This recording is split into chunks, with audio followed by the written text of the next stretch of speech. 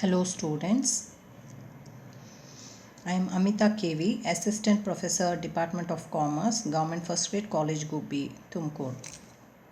In this video, you will be learning about the basic concept of standard costing.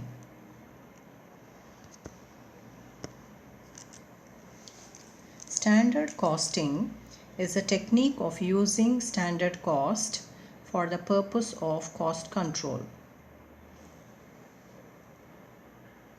Standard costing is a technique which uses standards for cost and revenues for the purpose of control through variance analysis.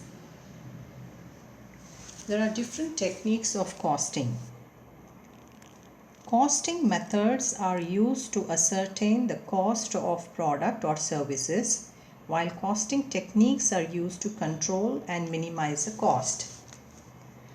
Budgetary control and standard costing are some of the techniques used for controlling cost. Whereas marginal costing, relevant costing, differential costing are used for decision making, and process costing, contract costing, job costing, etc. are used for ascertainment of cost.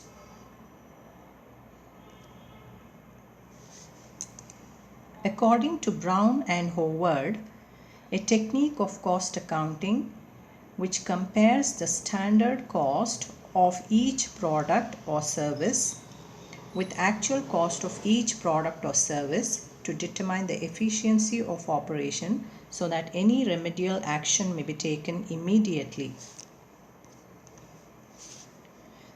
What are standard costs?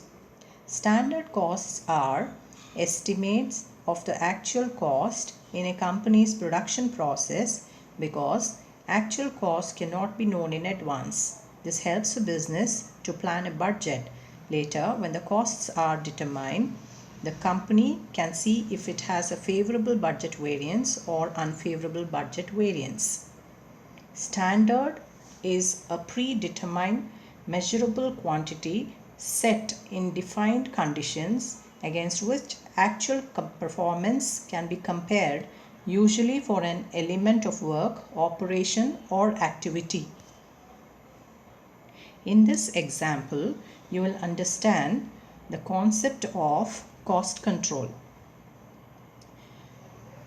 If a company earns a sales revenue of rupees 5 lakh and incurs a cost of rupees 4 lakh, then the profit earned by the company is 1 lakh. The cost can be further divided into different elements such as material cost, labor cost, and overhead.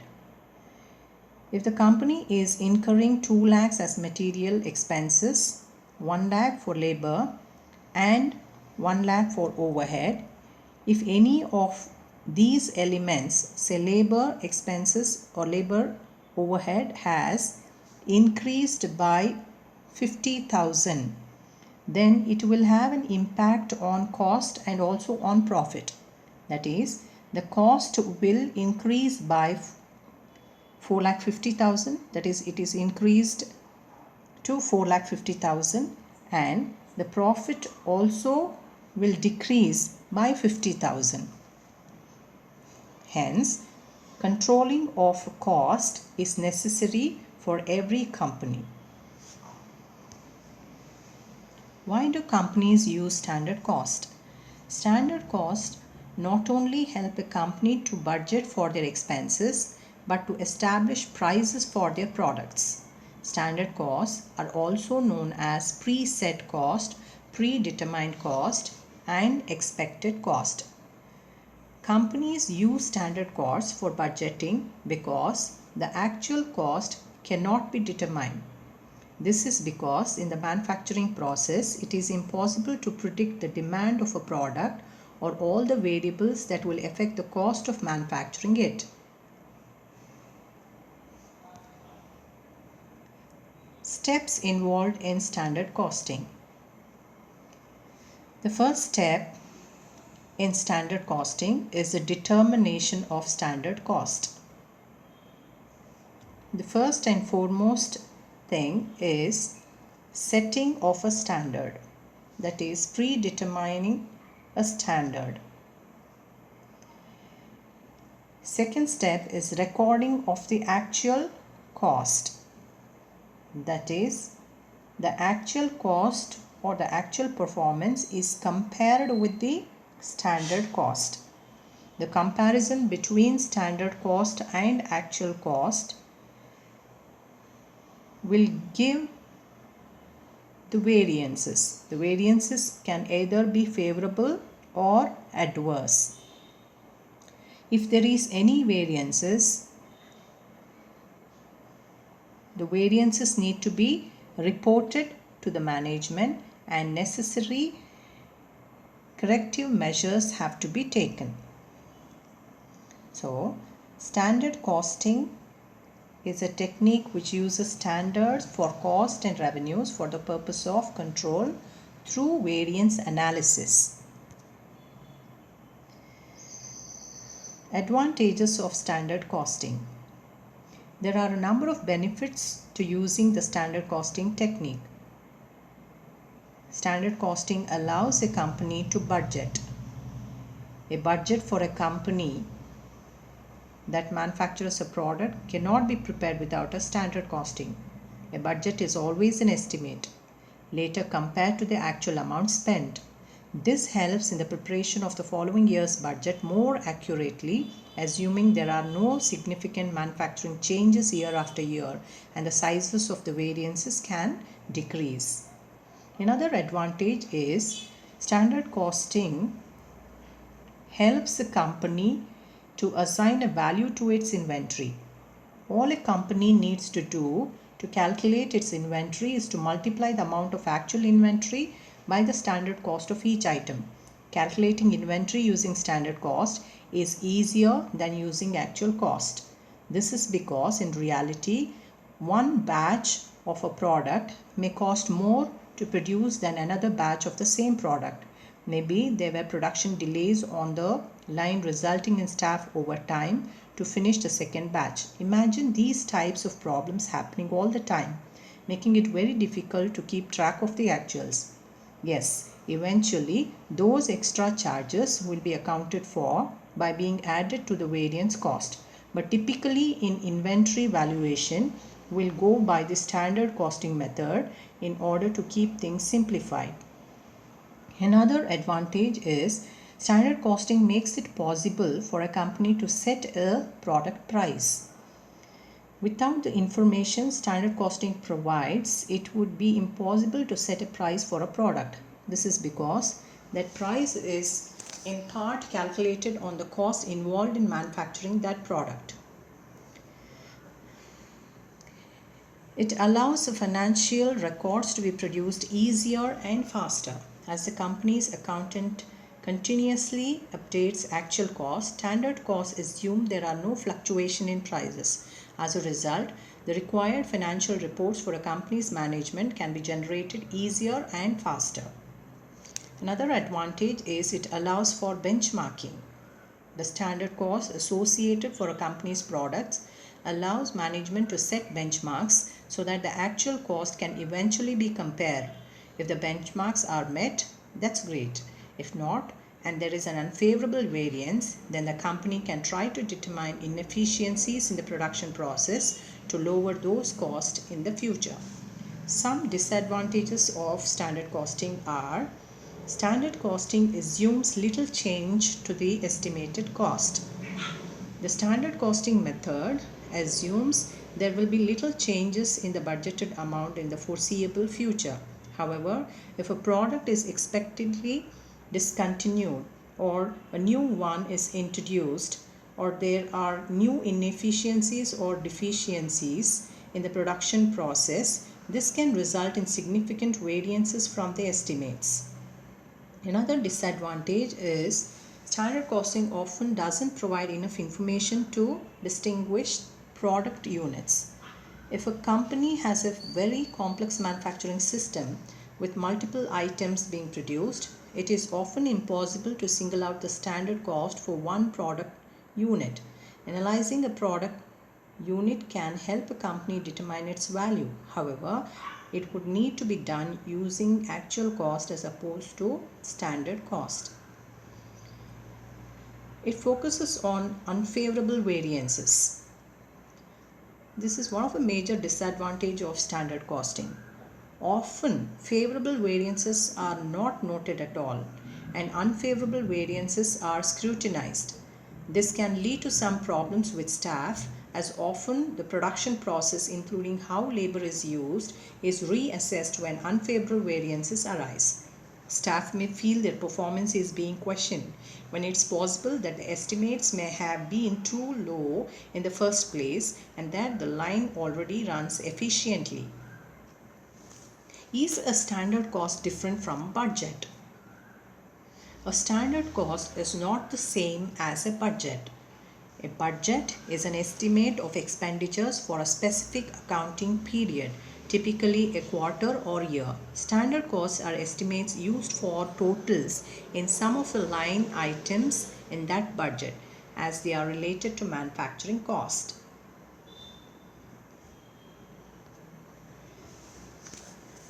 In this video, I will explain you a simple problem of material variance.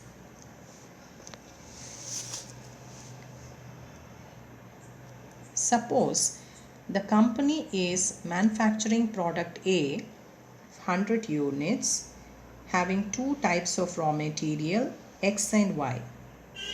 Standard for 100 units of output, for raw material X, the standard price is 10 and standard quantity 80 units.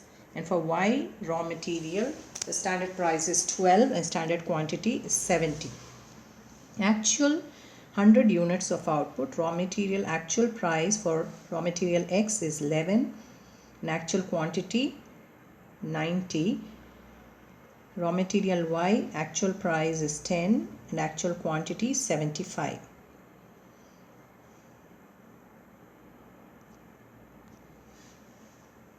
To calculate the material cost variance, first the standard cost, that is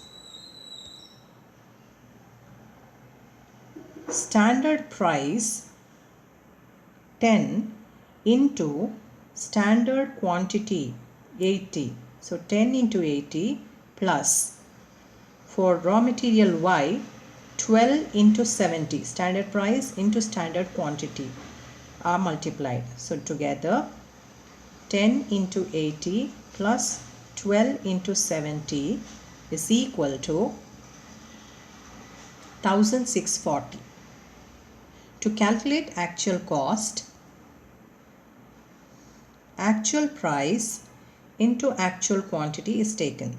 For raw material X, actual price is 11, actual quantity is 90, 11 into 90 plus 10 into 75 for Y raw material.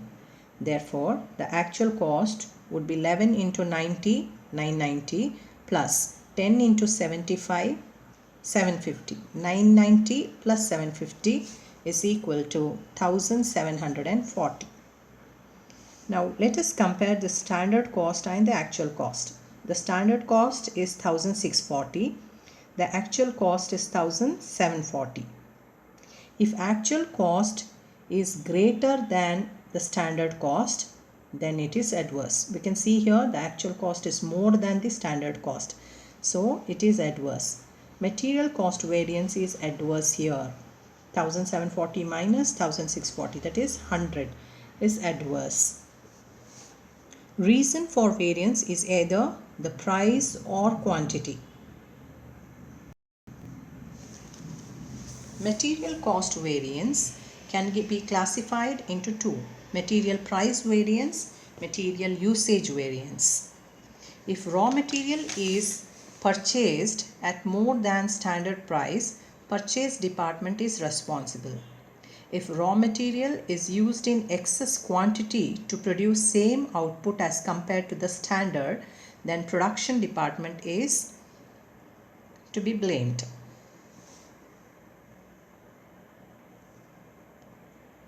To calculate the material price variance, we have taken the standard price, which is 10, and the actual price 11. So to calculate the actual quantity, 10 minus 11, 1 into 90. 90 is the actual quantity. So 1 into 90 is equal to 90, which is adverse since the actual price is more than the standard price. So it is adverse. For Y material, standard price is 12 and actual price is 10. 12 minus 10 is equal to 2. 2 into 75. 75 is the actual quantity. So 75 into 2 is equal to 150, which is favorable. Here we can understand that the actual price is lesser than the standard price. Hence it is favorable. So in total we can see that the material price variance is favorable. 60, which is favorable. Price is paid for actual quantity. Remember here why we have taken the actual quantity 90 and 75 actual quantity, because the price is paid for actual quantity. Now to calculate the material usage variance, standard quantity of X material is 80, actual quantity is 90. So to find the standard price,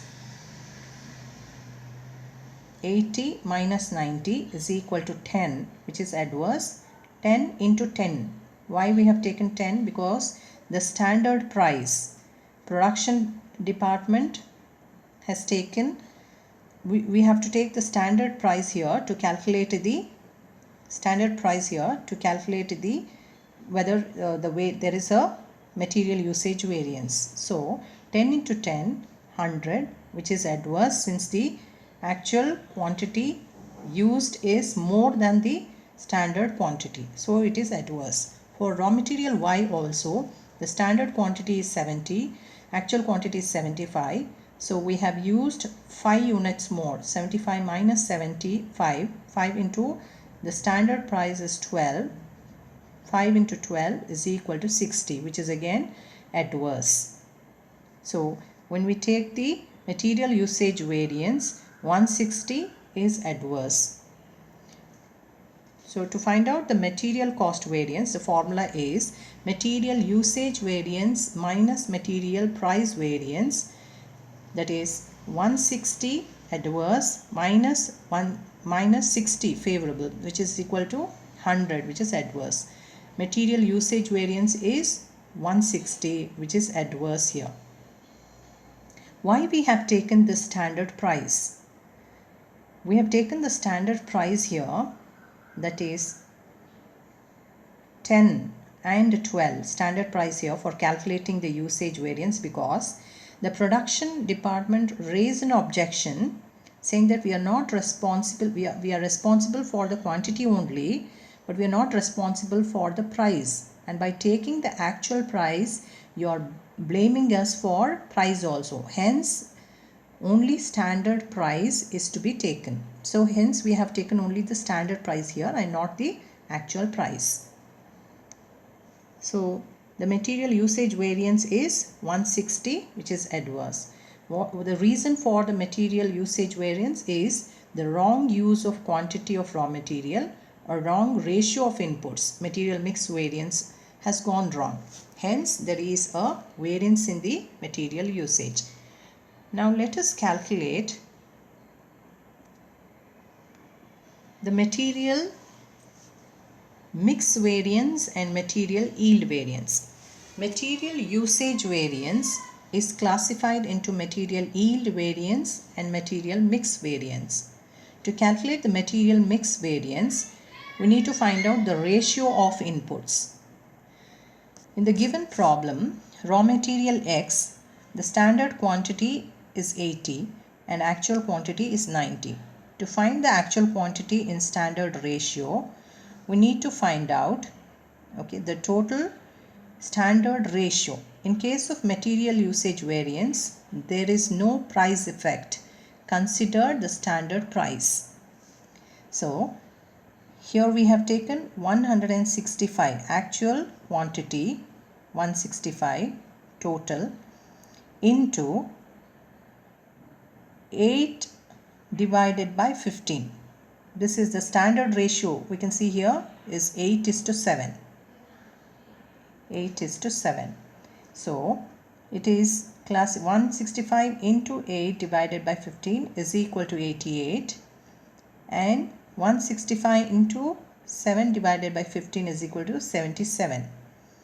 So this is how we have found out that there is a variance in the ratio of inputs. So what is the variance? 88 minus 90, variance is 2. 2 into standard price. Again we are taking here standard price. As I told you already, in case of material usage variance, there is no price effect. We need to consider only the standard price. So hence we have taken standard price here. 2 into 10 is equal to 20, which is adverse. Again for material Y, 2 into 12, standard price, 24, which is favorable. So 4 units there is favorable variance. Material mix, there is a favorable variance. Material yield, now let us calculate the material yield variance. The assumption for calculating material yield variance is there is no impact of ratio, the impact is only on the quantity. Raw material X, the standard quantity is 80, actual quantity is 90. So actual quantity in standard ratio we have already calculated, 88, and for standard ratio for Y raw material is 77. Hence we need to calculate the standard price. 88 minus 90, 8 for raw material X, 8 into 10, 80, which is adverse. For raw material Y, 70 minus 77 is equal to 7 into 12, 84, which is again adverse. So the total adverse in case of yield variance is 164. So material yield variance is 164, which is adverse, minus material mix variance is 4, which is favorable, which is equal to 160, which is adverse, which we have already found out here. Material usage variance is 160 adverse. Hence, we know where exactly the variance has occurred. Performance, we need to conclude by saying that the performance is negative, the company's efficiency is weak. Hope you have understood. I have given a very simple example of the material, of calculating the material cost variance. We will discuss about the labor cost variance in the next video. Thank you.